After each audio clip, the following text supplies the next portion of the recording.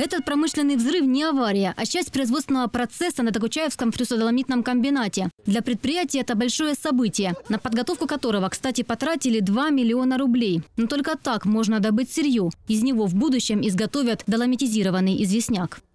Сегодня мы произвели взрыв на карьере Восточной, который позволит нам запустить всю технологическую цепочку и дать работу нашим трудящимся комбината, для того, чтобы этот взрыв, на котором мы с вами присутствовали, пустить в переработку, после которого получить товарную продукцию, остро необходимую для наших металлургов.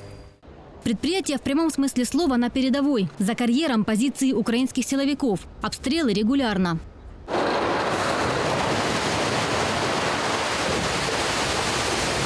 И тем не менее, ДФДК не прекращает свою работу. Он единственный крупный поставщик такой продукции для металлургии ДНР. И в скором времени продажи начнутся и в ЛНР.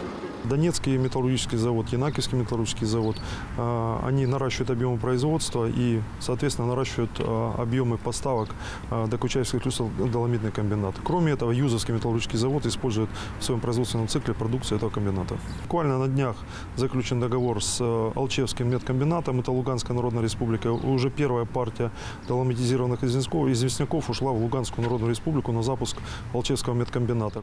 Предприятие градообразующее, но сегодня его мощности загружены на 15-20%. Больше не нужно, пока не нарастит силы металлургия республик. Поэтому для Докучаевского комбината взрыв – это еще и возможность обеспечить 1,5-2 месяца полноценный рабочий день для своих сотрудников. А значит и зарплаты почти 1000 жителей Докучаевска.